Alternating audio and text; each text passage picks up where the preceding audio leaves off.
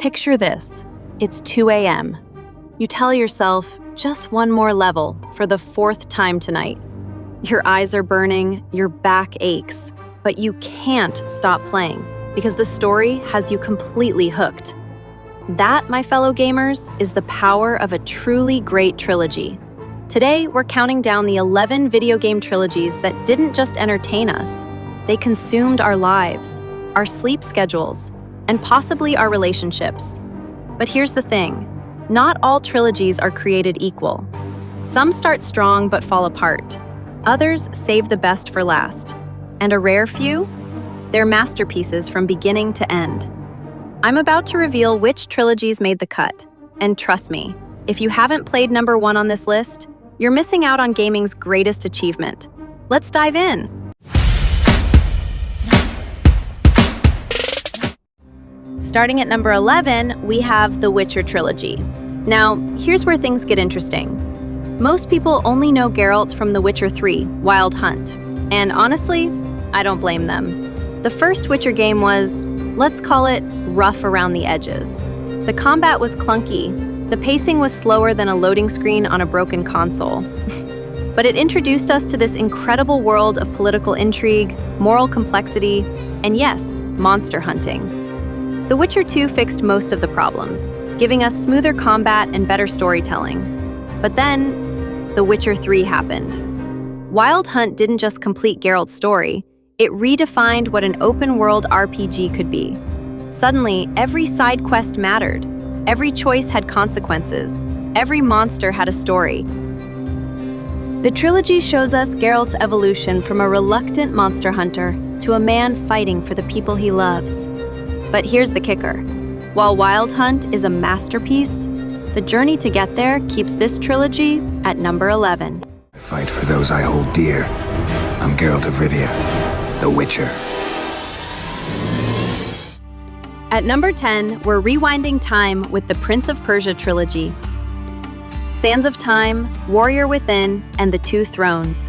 Talk about innovation. Sands of Time introduced us to time manipulation in ways that blew our minds. Made a mistake? Rewind it. About to die? Not anymore. It was like having cheat codes built into the story. But then, Warrior Within happened. And suddenly, our charming prince became this dark, brooding character. The tone shifted completely. More violence, more mature themes, and honestly, a lot of fans felt betrayed. The Two Thrones tried to find middle ground, bringing back some of that original charm while keeping the lessons learned from the darker sequel. This trilogy taught the gaming industry that players can handle complex time mechanics. But it also showed us that dramatically changing a beloved character's personality can backfire. Still, the innovation and acrobatic gameplay earn it this spot.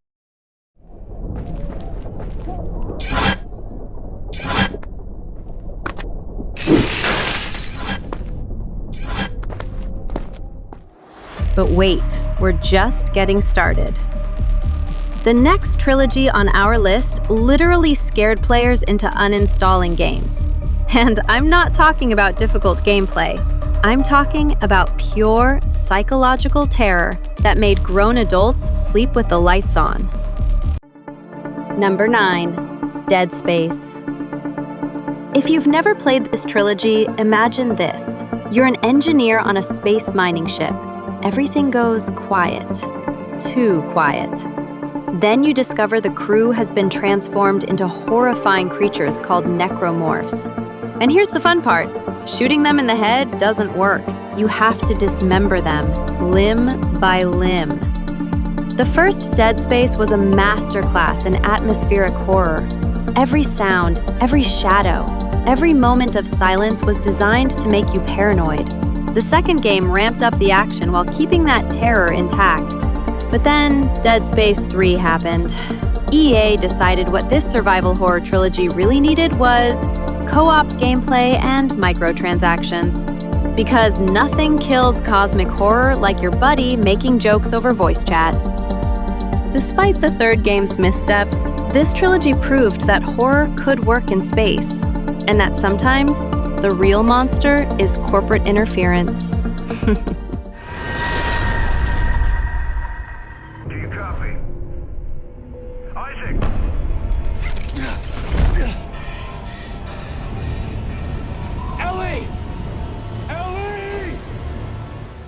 Number 8 brings us to ancient Greece with the God of War Trilogy.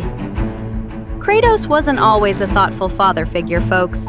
He used to be pure, unfiltered rage with abs. These games were power fantasies at their finest. You literally fought gods. Zeus, Poseidon, Hades.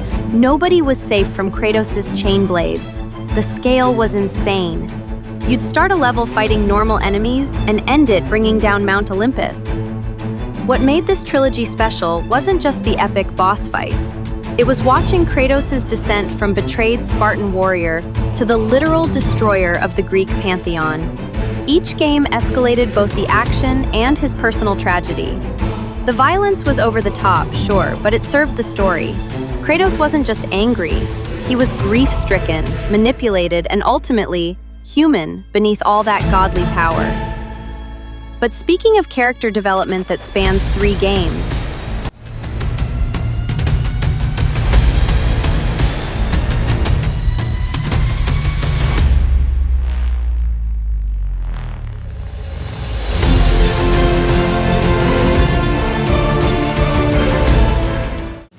Number 7, Dragon Age. Now, this trilogy is controversial, and I'll tell you why. Dragon Age Origins was a love letter to classic RPGs. Deep character customization, meaningful choices, party-based tactical combat. It was everything RPG fans wanted. The story of the Grey Warden uniting a fractured kingdom was epic fantasy at its best. Then Dragon Age 2 simplified everything. Smaller scope, reused environments, faster combat. Fans were not happy. But here's the thing, the story was actually incredible. Hawke's rise from refugee to champion was deeply personal. Dragon Age Inquisition brought back the epic scale while keeping the refined storytelling.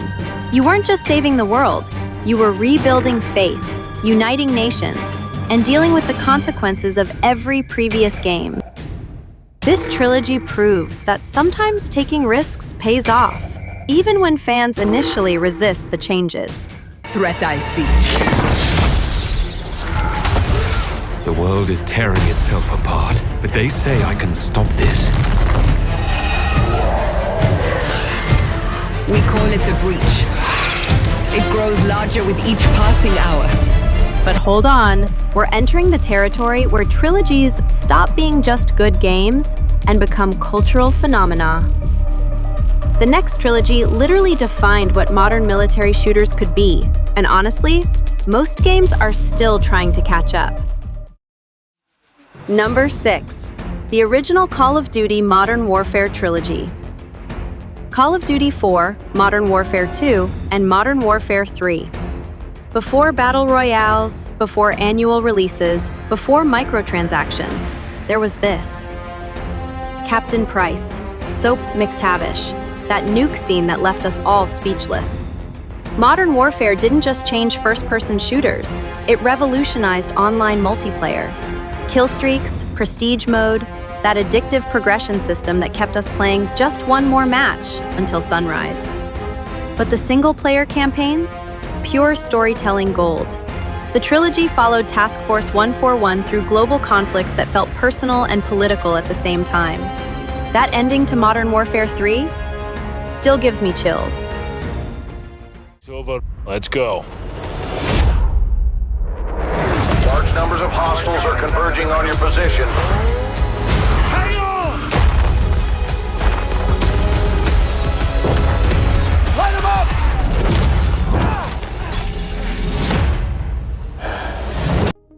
Number 5, Mass Effect. Commander Shepard's trilogy.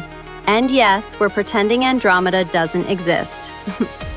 This wasn't just a trilogy. It was a relationship simulator disguised as a space opera. Your choices in the first game affected the third game. Characters you saved or lost stayed saved or lost. Romantic relationships carried forward. BioWare created a living universe where every decision mattered. Rex, Garrus, Tali, Liara, these weren't just party members, they were friends. Some of us spent more time talking to our crew than actually shooting Reapers.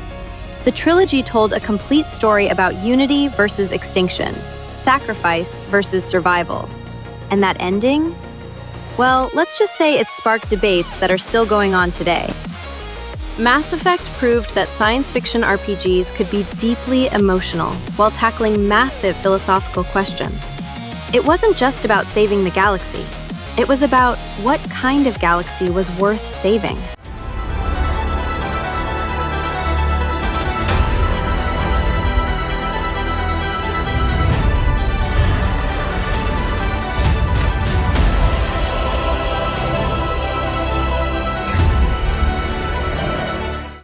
Now we're entering legendary territory.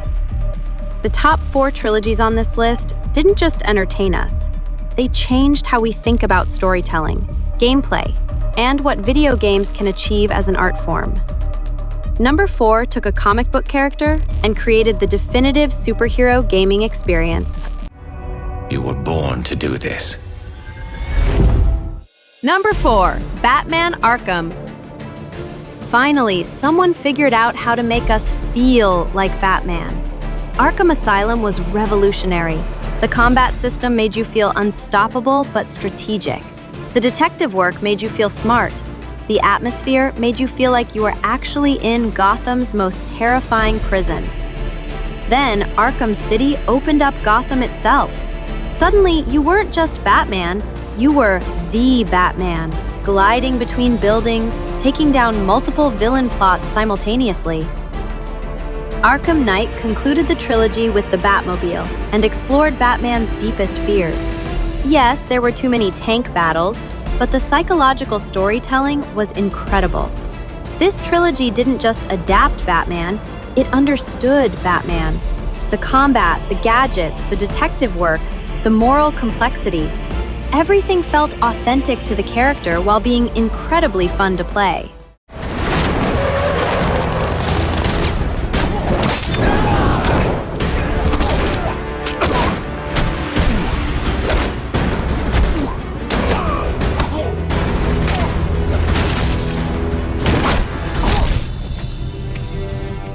Number 3, Halo. Master Chief's original trilogy. Halo Combat Evolved didn't just launch the Xbox, it redefined console shooters. Suddenly, first-person shooters on controllers didn't suck.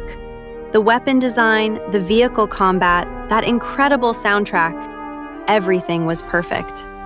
Halo 2 expanded the universe, introduced the Arbiter, and gave us one of the greatest cliffhangers in gaming history. Plus, Xbox Live multiplayer that consumed our teenage years. BXR combo, anyone? Halo 3 finished the fight in the most satisfying way possible. 4-player co-op, Forge mode, and an ending that honored everything that came before. This trilogy created a mythology that's still expanding today. Master Chief became gaming's most recognizable super soldier, and the Halo universe became a cultural phenomenon that transcended video games.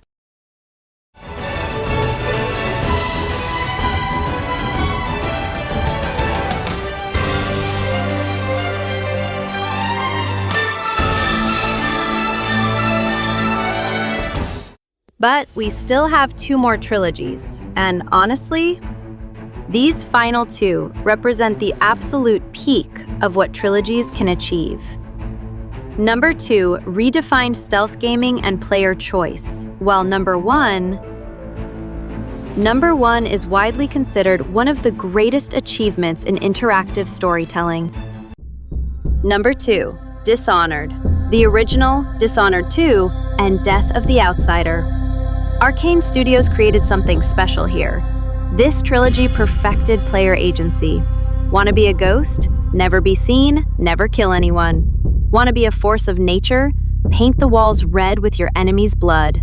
Every level was a puzzle with multiple solutions. The world building was incredible. Dunwall felt alive, the plague felt real, and the supernatural powers felt earned.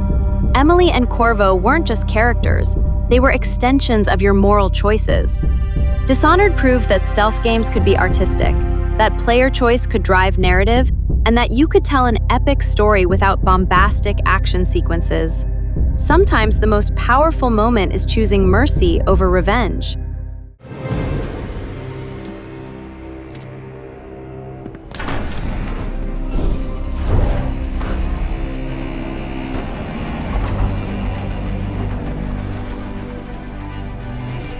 And finally, number 1, Bioshock.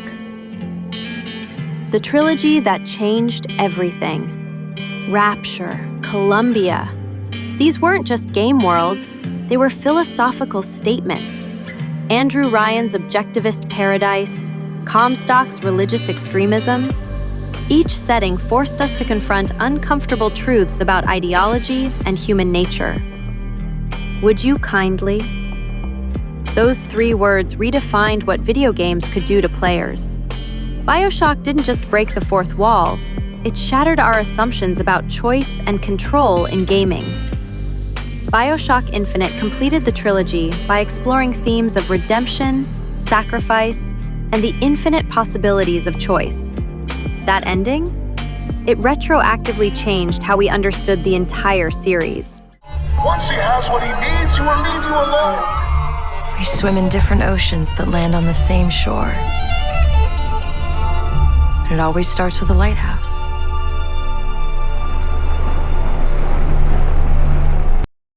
So there you have it, 11 trilogies that consumed our lives and reminded us why we fell in love with gaming in the first place. Which trilogy is your favorite? Did I miss any? Let me know in the comments below. And don't forget to subscribe for more gaming content that'll keep you up way past your bedtime. Until next time, keep gaming, and remember, the best stories are the ones we live through ourselves.